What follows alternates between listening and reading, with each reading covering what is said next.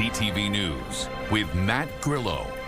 Good evening. The Montreal Police Arson Squad is investigating a suspicious fire overnight that severely damaged a kosher restaurant. Noom is located in a two-story commercial complex on DeCarry Boulevard and Plamondon Avenue. The 911 call came in about a fire just after 3 a.m. this morning. The complex also houses a garage. Police say a man was seen leaving the scene at the start of the fire. A Montreal police spokesperson said investigators will consider all possible motives for setting the fire, including extortion and anti-Semitism. Really, at this point, the motive, it's not clear what exactly happened. I know where you want to go. We know that the restaurant is a certain type of restaurant, so the owner were targeted because they were serving that type of food or they belong to this community. It's difficult to say at this point, so that's why we're going to look at different possibility, not excluding any at this point because we don't have the suspects. So we're going to look at all the possibilities that bring that man or that person to start a fire. Mount Royal MP Anthony Housefather and Federal Culture Minister Mark Miller both said they are disgusted with what happened. They called on police to investigate the matter as a hate crime. WestJet has canceled 81 flights so far today and begun grounding aircraft across the country as a strike looms, with more than 4,000 flight attendants set to walk off the job just after midnight tonight. Kamal Karamali reports. There is urgency and uncertainty here at Toronto's Pearson International Airport, with dozens of WestJet flights already being canceled throughout the day today. Passengers unsure of the fate of their summer vacation plans hours before they were set to fly out. I've never felt more stranded in my life than I do right now. We don't have our suitcase. We don't have a hotel. I have kids waiting in Ireland for me right now. The hours winding down to a potential strike as 4,400 flight attendants are set to walk off the job at 2 a.m. Eastern time, just after midnight Mountain time. Both sides have said they remain at the bargaining table trying to hash out a new tentative agreement. At the heart of it is the union pushing for pay for before and after the plane is in motion. The union claims their members don't get paid for those duties like passenger boarding and safety checks. But the airline says their pay for when the plane is in motion has already been increased to make up for the lack of pay while the aircraft is parked. I think at the end of the day, this is a larger industry issue in the airline sector than simply WestJet. This issue's been around. It needs to be resolved, and the parties need to continue to work together. As for passengers, WestJet has offered the option of rebooking or canceling flights that are set to depart from now until Tuesday at no cost. Canada's regulations also mean the airline has to rebook you on the next available flight within 2 days. You are also entitled to compensation for hotels and meals. Travel experts say if you're heading to an event that you can't miss, like a wedding or a cruise, consider booking a refundable backup flight. Kamal Karamali, CTV News, Toronto.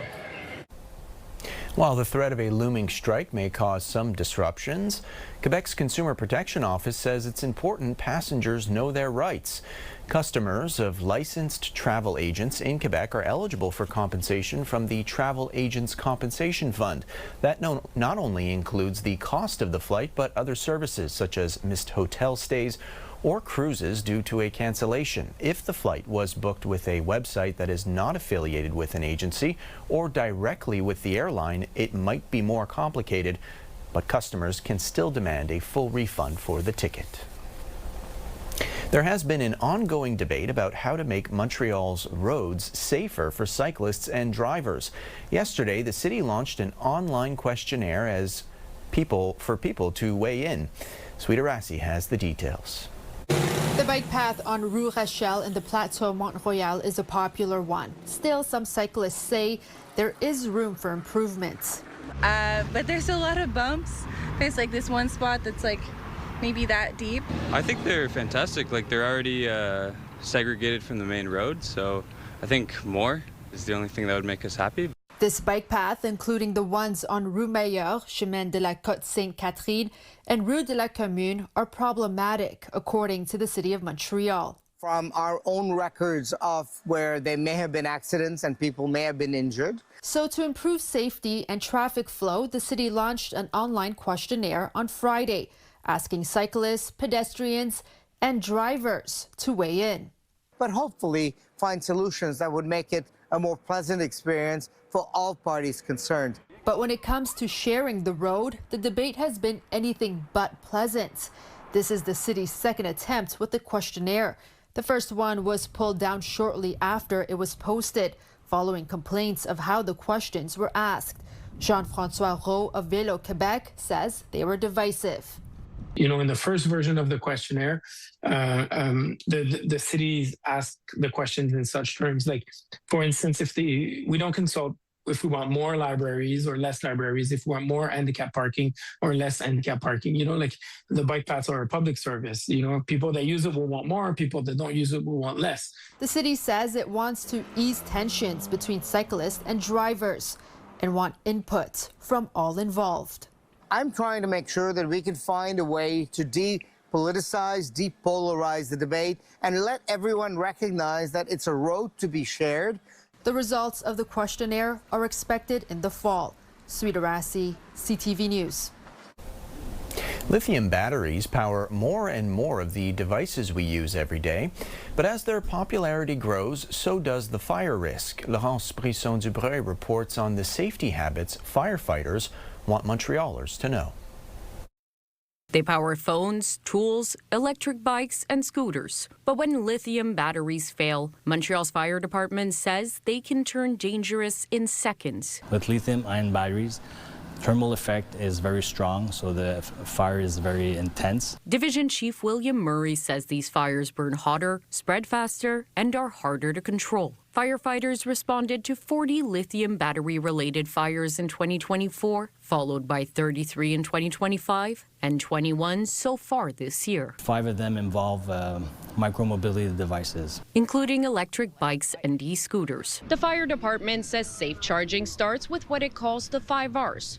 Use the right battery, the right charger, charge it at the right place, at the right time, and make sure you have the right smoke detector nearby and that it works. There's also a button here where you can test it. As electric bikes grow more popular, officials say these habits matter more than ever. Cyclist safety group Vélo Québec found Quebecers are increasingly switching to devices powered by these batteries. 31% of bikes sold today are electric. That's up from 25% in 2020. As more people buy them, Vélo Québec's Jean-François Roux says safety rules need to keep up. We need to find solutions to store them properly and recharge them properly. The group is urging Quebec to adopt stronger standards, similar to New York City's. Those rules require electric bikes to meet certain safety certification standards before they can be sold. After all, Roux says they've become part of the way people get around. The benefits of e-bikes are much greater than the problem. They allow people to go further, to reduce the impact of hills, the wind. They're used for transportation and leisure, so they're a great solution for our mobility. But whether it's an e-bike, phone, or power tool, the fire department says the same safety rules apply. A few simple habits, it says, to help stop a battery from becoming an emergency. Laurence Brisson-Dubreuil, CTV News. A Quebec court has ordered former tourism minister Caroline Proulx to pay a Christian group $60,000 in damages for canceling their rally.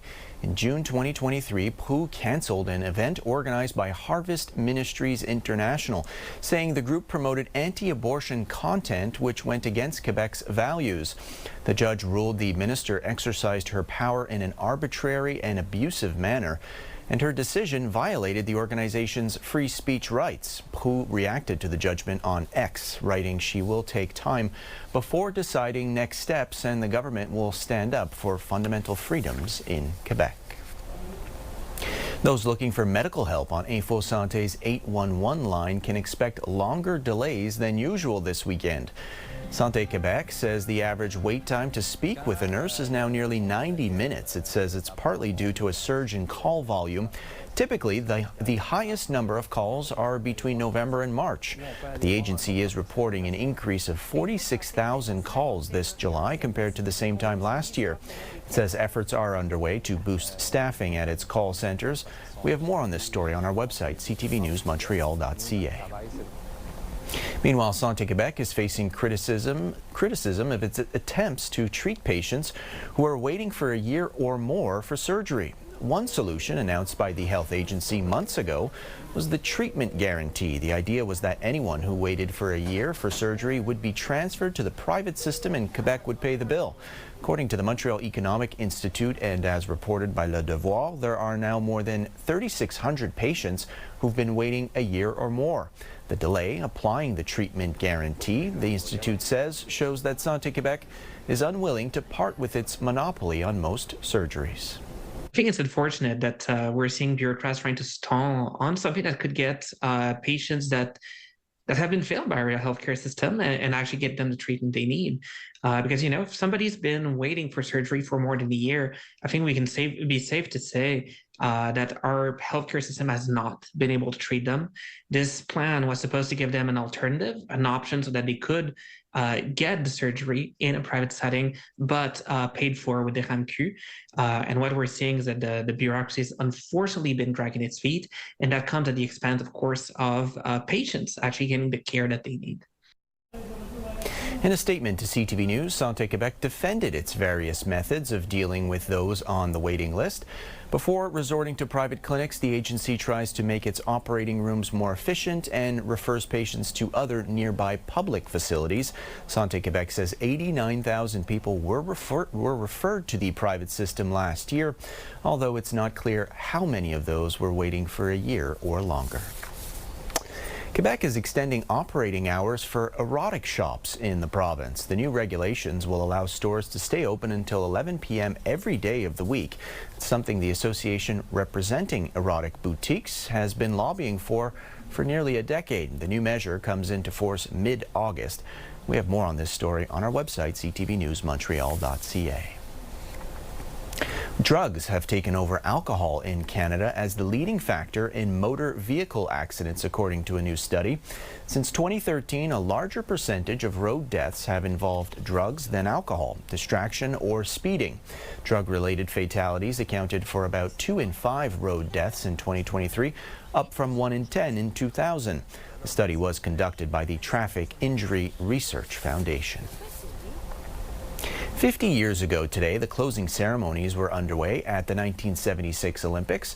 A new exhibit at the McCord Museum looks at the games, not just the sports, but the cultural impact. And today, some special guests got a tour. Kelly Gregg was there. Welcome to 1976. From the sporting events to the fashions. And yes, the 70s were in full swing. And even the souvenirs, like this Olympic hairdryer for the fan who has it all. When you look at the fashions and the artwork and the blurriness of the picture, it shows how long it's been. The McCord Museum's new exhibit is like a time capsule. And for the athletes who were there, it's a leap down memory lane. There were 72,000 people when I was called for my jump.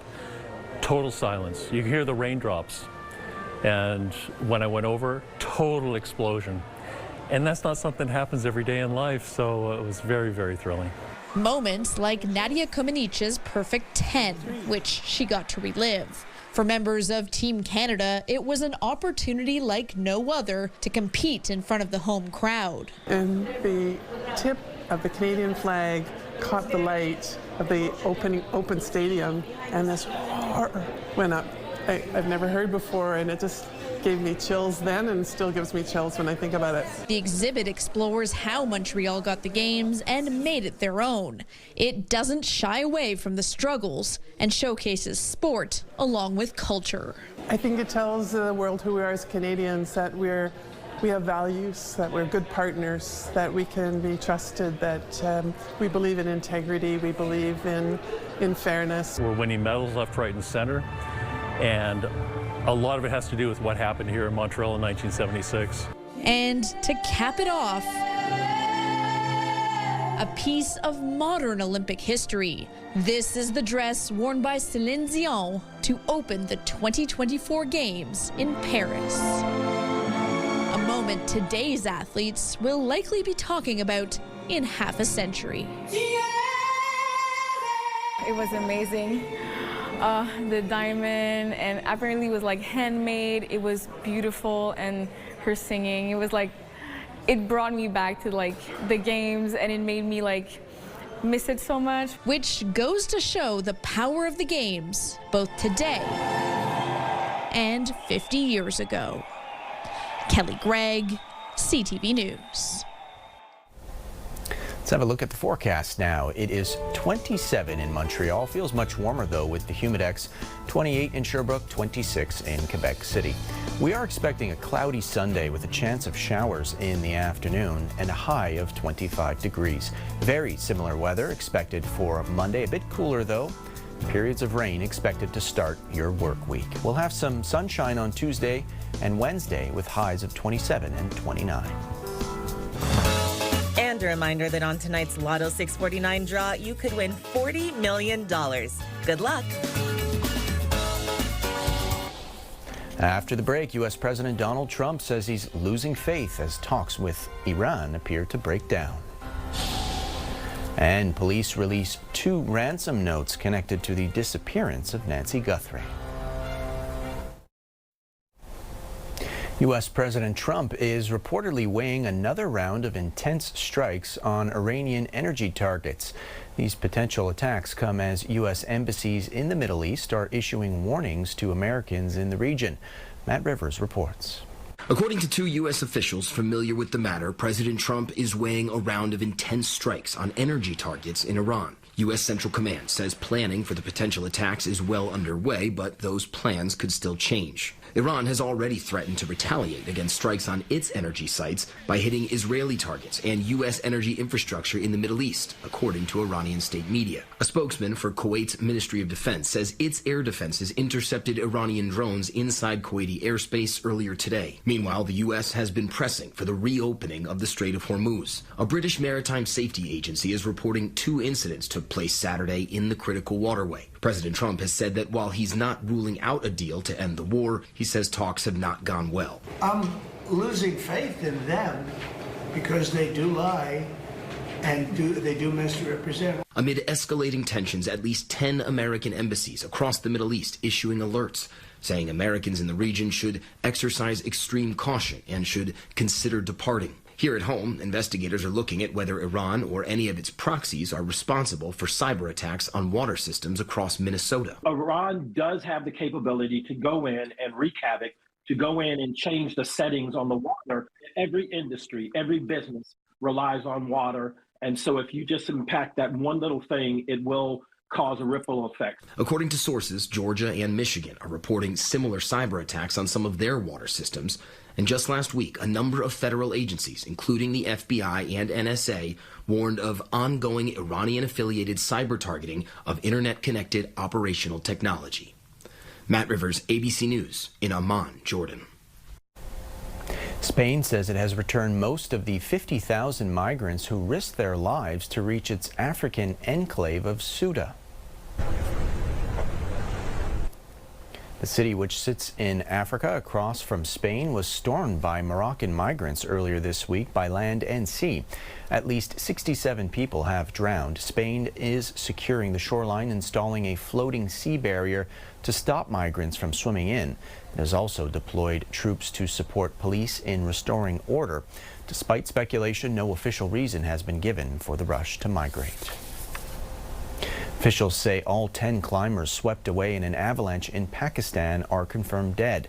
Among those killed, renowned British Nepali climber Nirmal Purja. He was part of a 10-member expedition that was swept away by an avalanche Thursday on Pakistan's Broad Peak. Rescue attempts have been hampered by bad weather and only 4 bodies have been recovered. Purja was featured in a Netflix documentary, 14 Peaks, Nothing is Impossible. Well, the county sheriff's office in Arizona released some new information about the disappearance of Nancy Guthrie. Investigators now showing the public 2 ransom notes from the days immediately after they say she was taken from her home. Alex Stone reports. On the 6-month anniversary of Nancy Guthrie's disappearance, now the sheriff in Pima County releasing for the first time 2 ransom notes that were received in early February. ABC News has previously reported on the general contents of the notes, but now they're being seen in a redacted form for the first time.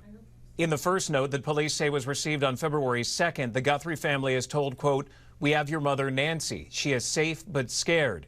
She'll be held for a ransom, and once payment is received, she'll be released unharmed.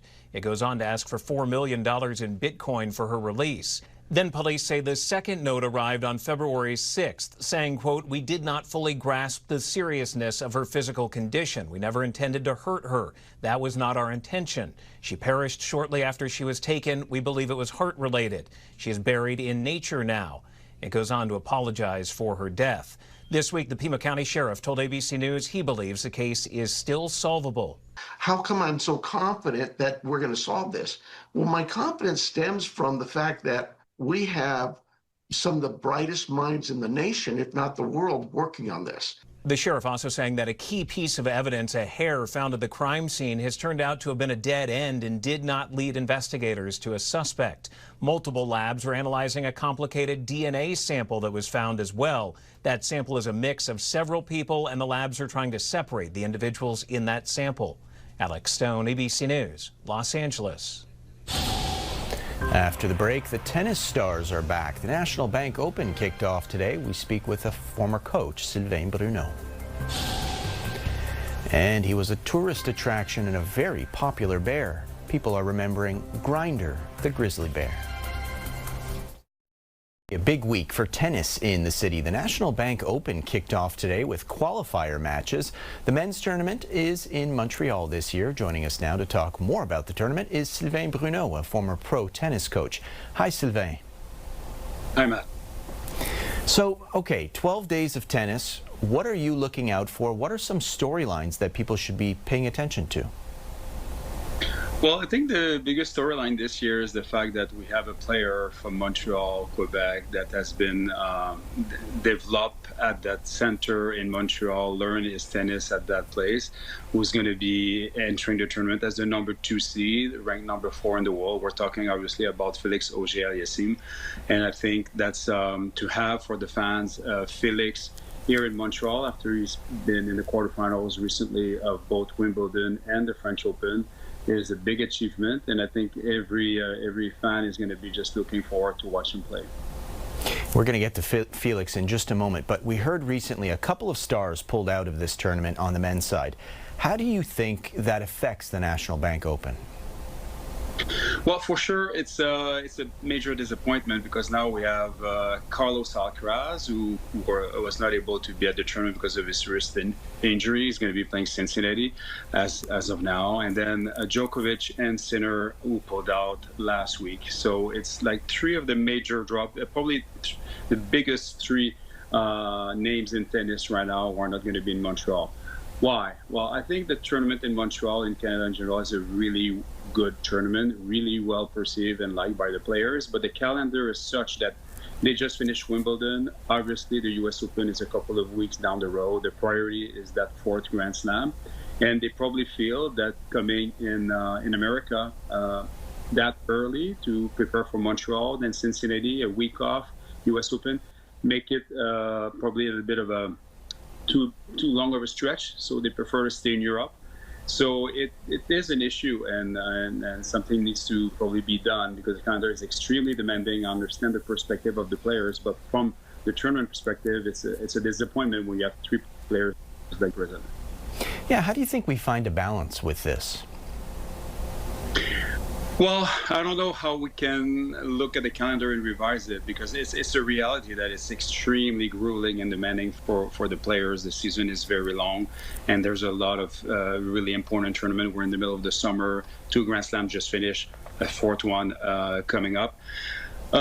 Maybe it could be entertained that when they cannot skip twice, two year in a row, the same 1,000 tournament. For example, Yannick Sinner was not in Toronto last year, but was in Cincinnati, and this year is not in Montreal. So it could become maybe something to consider that players are not able to skip the same 1,000 tournament 2 year in a row. I mean, that could be something to consider, for example. Okay, so Félix Auger-Aliassime, you mentioned him earlier, the number 2 seed in this tournament. What are his chances to come away with a Masters 1000 title? Well, I mean, he's having a really good stretch. He's having his best ranking, his best year ever.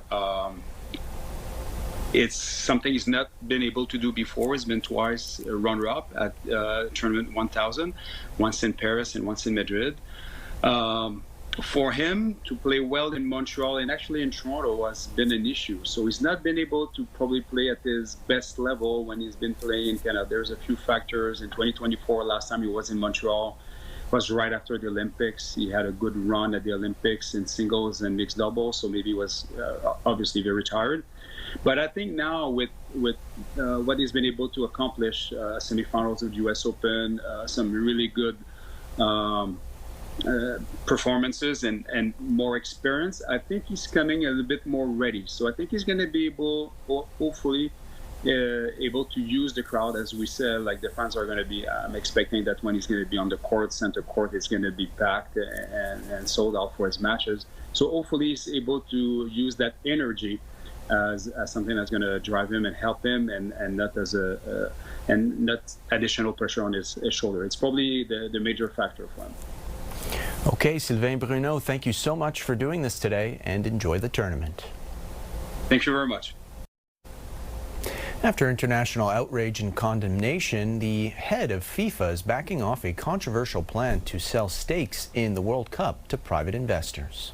Fact that he's responded well. I mean, some major players came forward and put pressure on, and they backed off. So is that the right decision? Did they explore it? Is this a test that they're going to do other things? I think a lot of us don't really know there. He's got a phenomenally successful World Cup in his back pocket.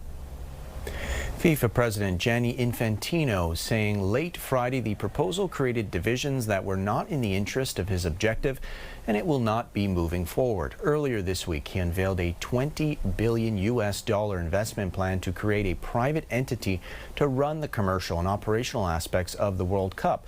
It sparked backlash from soccer fans and organizations like Europe's governing soccer body, which promised to boycott upcoming World Cups if the proposal went through, declaring the event was not for sale.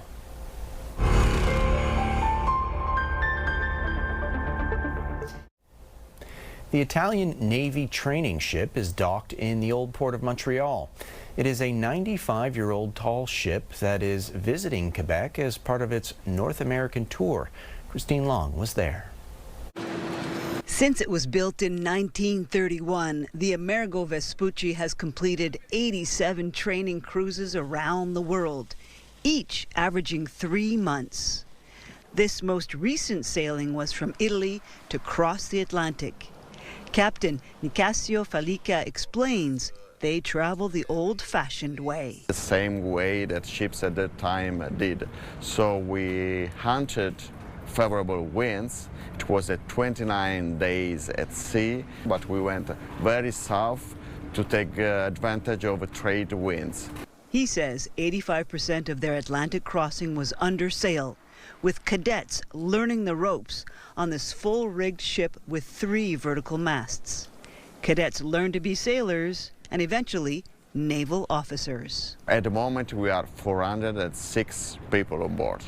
So we have crew of Amerigo Vespucci and naval cadets from Naval Academy. Docked next to Le Grand Quai in the old port, the Amerigo Vespucci is drawing a crowd. But it's really cool to see it in Montreal. Yet, not everyone seems to envy the idea of a life at sea. That's not for me. It's fine. I think who does that is very courageous, but it's not for me. Besides training, the mission here includes naval diplomacy, inviting the public to tour the ship. The public allows us to keep in touch and transmit what we do, what Italy represents also abroad to the local population. And we're very happy to do it every port visit. This Saturday and Sunday afternoons, the ship is open for free visits, first come, first serve. And then the Amerigo Vespucci sets sail for the Old Country on August 3rd. Christine Long, CTV News. Vancouver's famous resident grizzly bear Grinder has died. This all happened fairly quickly. I know it's a bit of a shock for the community that to lose this iconic bear that's been a friend for like literally millions of people over the years. And we definitely are in serious mourning up here. Grinder arrived to Grouse Mountain in 2001 after being found orphaned as a cub. He had experienced a rapid decline in mobility in recent weeks, but Grouse says Grinder lived to an age beyond the average life expectancy for a male grizzly in the wild. Alongside fellow rescued grizzly Kula, Grinder was a fan favorite at Grouse, helping educate guests in grizzly bears and wildlife conservation. Grinder lived to be 25 years old. Public art installations don't always sit well with everyone, and it appears a new feature in Saskatoon is landing with a bit of a thud. The city is now defending spending almost $300,000 on sculptures. Alison Bamford has more. Shining in the summer sun, Saskatoon's newest art installation is hard to miss, and even harder for some to wrap their heads around. It seems kind of outrageous to me a little bit. This rock is made of plastic, and 3 of them cost the city nearly $300,000. Yeah, it is a bit hard to digest something so expensive. The rocks were formed from plastic waste, using grain bags, bottle caps, and garbage bins. They're placed at different spots across the city, meant to draw attention to environmental sustainability and waste reduction. I think it's a great idea. We spend money on other things, so why not on public art? I'm okay with putting money into art. I just would like to know if this is art. Thousands of hours of specialized work went into creating these sculptures crafted by 2 Calgary artists. Isis Campbell supports public installations, but the art major wishes the city sourced local artists for the job. There's so many artists here and it's kind of hard to get work. The city says the Calgary artists were selected through a competitive process, and the project's price tag was under the allocated budget for public art. All this talk about rocks will likely continue. One Saskatoon city councillor plans to bring up the city's public art budget at the next council meeting. I think the frustration and the response that we're getting from the community is valid. I've expressed my concern about the amount that this capital art program allocates, and I would like to see the percentage coming down. A rocky start for the sculptures that just rolled onto the city's art scene. Alison Bamford, CTV News, Saskatoon. Still ahead, it's now easier to renew your passport. All Canadian adults are eligible for an online renewal. CTV News app and stay on top of local stories as they unfold. Increasing number of abandoned buildings. Customize your feed and watch live wherever you are. CTVMontreal.ca, your home for news. A family in Ontario lost their home in a fire. Then what little they were able to save was stolen. Caitlin Wilson reports. You can see right here, this is the garage door. When fire tore through their house in Lanark County on July 3rd, Kimberly and Tyler Burns thought they lost everything. This was supposed to be our, our home for a while and live here for a bit. Now here we are. Starting all over again. Kimberly says that morning started like any other. I woke up at 7 a.m. with the 2 boys. Went to go to the vet, and I got the call at 8:40 and said the house was on fire. It's an absolute mess. Tyler says by the time he arrived, the garage was engulfed in flames, with the fire quickly spreading across the roof. I was coming from Smith Falls, which is behind us, and you could just see the smoke. A lot of the big problem is their propane tank here. They blew off and just fed the fire. And while their house is a total loss, firefighters managed to save some of their belongings, including family silver and Tyler's collection of antique tractors. Boys' room was hardly touched because I had the door closed. So we were able to, salvage those off of the shelves up top. The couple stored the items in a shed on their property for safekeeping, or so they thought. We had everything stuck in this crib. And, Just days later, they say someone broke into the shed and stole everything. Pretty angry, honestly. Why would anyone do that? For now, the family is staying with relatives, surrounded by a community that's raised nearly $7,000 to help cover what insurance won't. Very, very thankful for the community, the friends, the family, the coworkers that have all come together and helped us, for sure. They're hoping the few pieces that survived the fire can still find their way home as they begin the long journey of rebuilding. There's just nothing left. Caitlin Wilson, CTV News. A recent survey suggests nearly 90% of Canadians are unaware of hepatitis B, with less than a third of people knowing it is a major cancer risk. Pauline Chen has the details. Victor Chen was born in Taipei and was diagnosed with hepatitis B at birth. My entire maternal family has Hep B, and so this is a part of our family's health history. And early detection has been good for his health. So I actually am able to live pretty much perfectly normally. I monitor my Hep B the state of my Hep B on an annual basis. So I go in for a checkup. What I do is I get an ultrasound of my liver. But Dr. Jordan Felt says hepatitis awareness is actually extremely low in Canada. This is an infection that infects somewhere in the order of 240 million people around the world. So that's roughly 10 times as many people as have HIV. And it actually causes more deaths every year than HIV. And this infects about 260,000 Canadians. Many don't even know they have it until severe liver damage, even liver cancer, has developed. The best thing about liver disease is it has no symptoms, and the worst thing about liver disease is it has no symptoms. So people can be living with chronic hepatitis B infection literally for their entire lives without recognizing this. While Hep B can be transmitted sexually or through close contact, like with a family member, by far the most common method of transmission is from infected mothers who infect their babies during birth. That's why the WHO and most countries around the world recommend infant or even birth dose vaccination, so getting the vaccine within the first day of life. And Canada has a bit of a haphazard approach to this. Although hepatitis is more common in immigrants from areas where Hep B is endemic, he says Canada is a very diverse and multicultural country. He's calling for Canada-wide Hep B vaccinations for all babies and wider screening for adults. Victor Chen says knowing what you're dealing with is key to living a healthy and fulfilling life. Canada has committed to the World Health Organization's goal of eliminating viral hepatitis as a public health threat by the year 2030. Pauline Chan, CTV News. Artificial intelligence is changing the way many of us get our information, and while chatbots can sometimes be helpful, experts say using AI tools to ask health questions could lead to problems. Here's Pat Foran.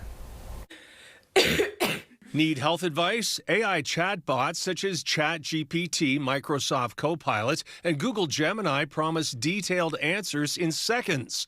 One survey found 17% of adults ask AI chatbots health questions at least once a month. There are a lot of reasons you might go to a chatbot for answers. The chatbots can answer health questions and sound convincing.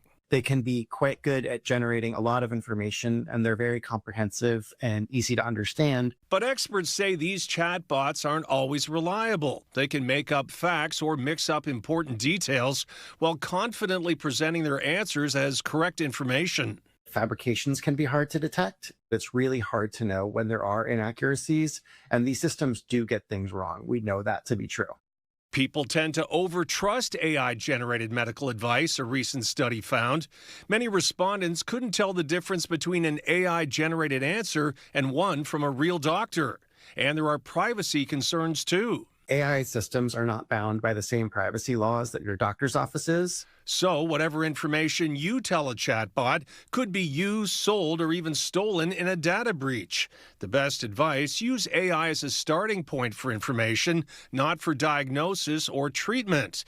Keep your sensitive personal health information private, and always verify what you learn using trusted sources or a recognized medical organization. And of course, if you do have questions that are going to affect how you act on your own health, talk to your doctor. Pat Foran, CTV News. Renewing your passport just got easier. All eligible Canadian adults can now do it online. So how do travelers feel about the upgrade, and why did it take so long? Vanessa Wright reports. It's a headache, but at least now renewing your passport is at your fingertips. I think it's great. It took me an hour in an office to get one last year. Online passport renewals have existed since 2024 in Canada, but the service had a daily cap of 2,000 applications. Now, the federal government says all Canadians over the age of 16 can renew their passport online. I think it's a great option, just the convenience. Obviously, the time it took to do it before, I think it'll be a lot more convenient for all Canadians. Sometimes you have to go to a different city to get it. If you're from a small town, you got to go. You know, it takes time. I'm not too sure why people even need an option, but I guess the point being some can't or won't use technology. But fundamentally, it's a good move forward. Canadians will need to be within the country to apply online and submit a digital photo from a commercial photographer. Now, the question of why it's taken so long, you could say that about many different government services, why they're including driver's license, health cards, and so many other things. But maybe there's some security issues in place. We are talking about our passports after all. So I feel like if the government's in a good place where they feel comfortable with doing it, I'm okay with that too. It comes down to personal preference. Many have no problem with the in-person process. I did get mine renewed in February. I went to the office, and it took about 3 weeks to get it in the mail, which is very good. Passport application fees will be reimbursed to people who don't receive their travel documents within 30 days. Consider the fact that a couple years ago, especially during the pandemic, it was taking up 3 to 4 months to get your passport. 30 days are free. Why not? You know, it's almost worth gambling online to see if you get a free passport. At the very least, some say it's just nice to have the option. The real crux of the matter is you have to have the passport. How you get it, how quickly you can get it, makes a difference to the individual. Vanessa Wright, CTV News. The newest Spider-Man movie is swinging into theaters this weekend, and it's already setting box office records. You okay? Did you get rid of that monster inside you? Think I might go see how MJ's doing. Variety reports Spider-Man Brand New Day brought in $72 million US in previews across North America, beating the previous $60 million record set by Avengers Endgame in 2019.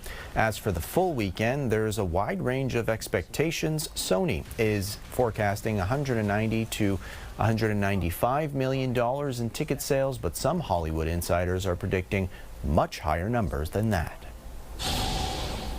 Just ahead, one man's determination and inspirational story as he raises funds for cystic fibrosis.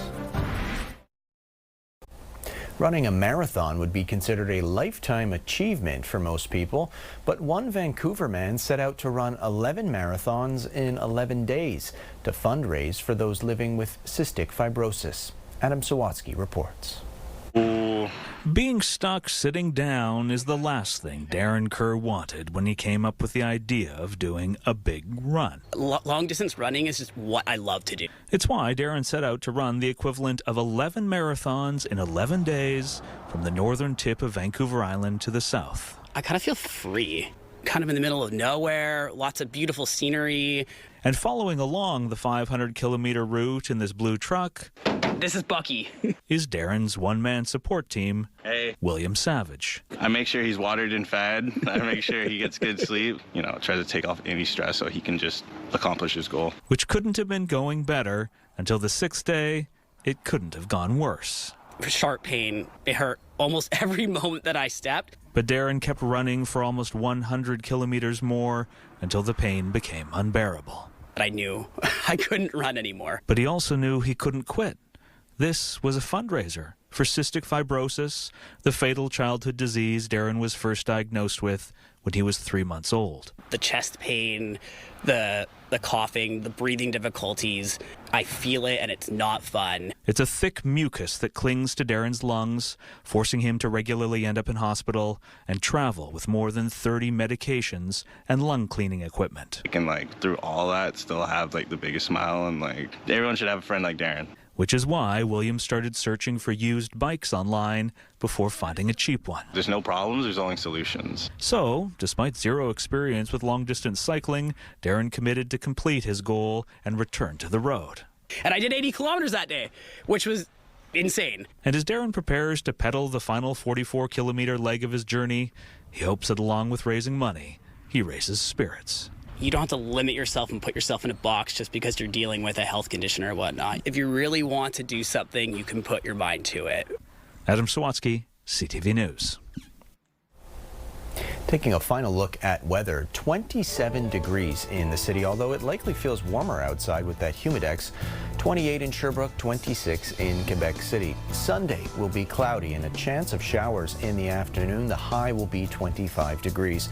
We'll have a similar forecast for Monday, a slightly lower high of 23 and periods of rain expected as well.